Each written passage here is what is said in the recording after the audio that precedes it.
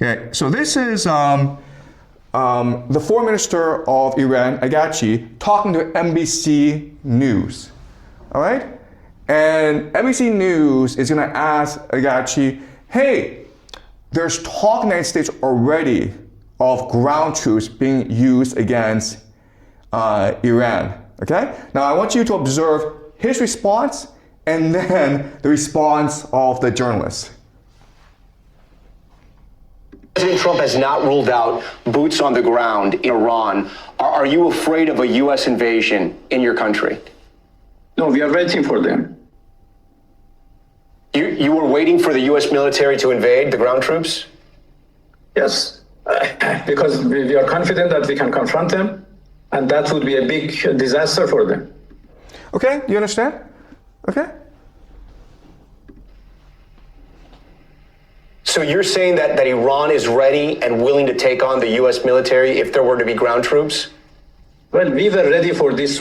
Okay, so again, certain things to appreciate. First of all, the foreign minister, Agachi, he is not at all concerned about ground troops. In fact, he basically said, it's a trap for you guys. You come in, we've been preparing for about 20 years for this, we will destroy you.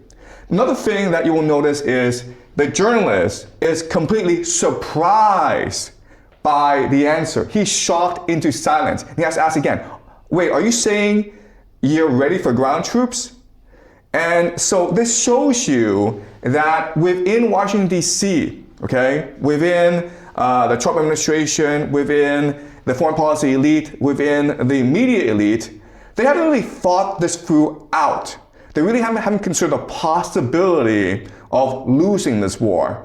Washington, D.C. right now, it's a bubble, okay? It's an insular bubble where everyone just believes the same things, and that's very problematic if you are to continue fighting this war, okay? All right, let's continue. And so if you want to build Solomon's temple, if you want to build the third temple, you need to get rid of the third holiest site in the Islamic world.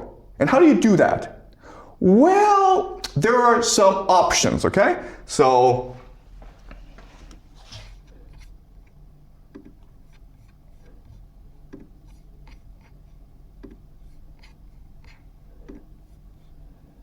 missiles will hit the mosque and clear the place for the third Bet HaMikdash.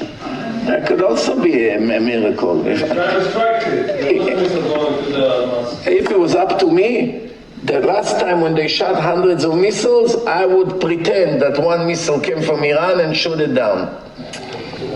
You know, then all the Arabs will go against Iran, it will be the end of the problems. You make them fight with each other, this bunch of lunatics. Never too late, you deal with a bunch of cowards.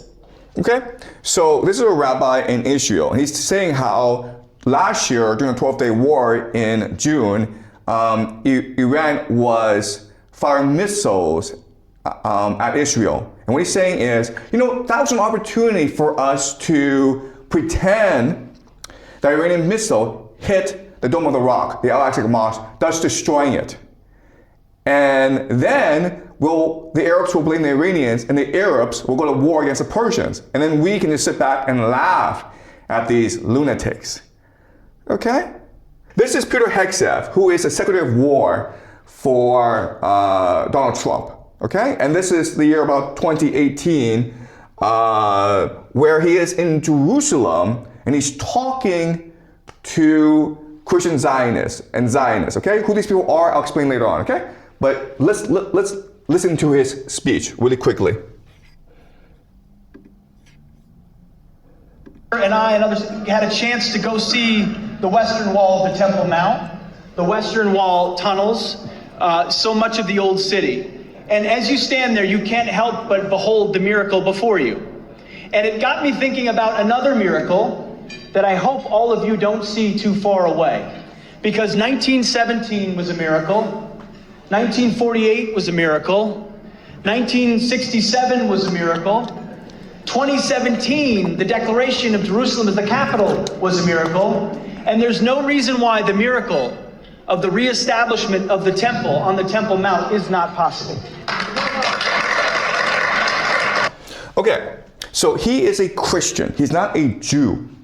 But what he's saying is that he's come to Jerusalem and he's visited these Jewish holy sites.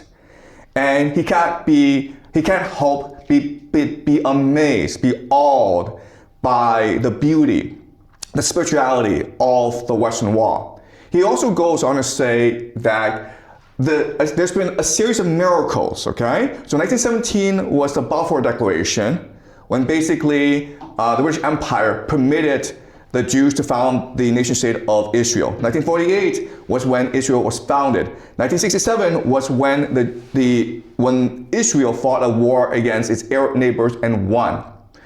Okay, and 2017 was when Donald Trump transferred the American embassy from Tel Aviv to Jerusalem, thus recognizing Jerusalem as the capital of Israel. And what he's saying is that, well, if this is a series of steps to achieving a divine plan, then the next miracle should be the rebuilding of Solomon's temple, the third temple, and that means destroying the Al-Aqsa Mosque. And this is Senator Blumenthal after he's been debriefed by the White House. Okay, and this is what he has to say about the progress of the war so far. I emerged from this briefing as dissatisfied and angry, frankly, as I have from any past briefing in my 15 years in the Senate. I am left with more questions than answers, especially about the cost of the war. My questions have been unanswered, and I will demand answers because the American people deserve to know. And I guess I am most concerned about the threat to American lives of potentially deploying our sons and daughters on the ground in Iran. We seem to be on a path toward deploying American troops on the ground in Iran to accomplish any of the potential objectives here. And there is also, as disturbingly as anything else, the specter of active Russian aid to Iran, putting in danger American lives. All right, so 3 things to take away from his talk with reporters, okay? The first thing is the administration, Donald Trump, the White House, has not articulated a budget. How much will this war cost? Which means that this is an open-ended war. We don't know when this war will end, and so we don't know what the commitment is, and so we don't know how much this war will cost, okay? That's the first point he makes. The second point he makes is we are on a path towards the deployment of ground troops in Iran, okay? And that basically means a national draft. And the third thing that's crucial is he says that they know for a fact that Russia is already involved in this war, aiding Iran.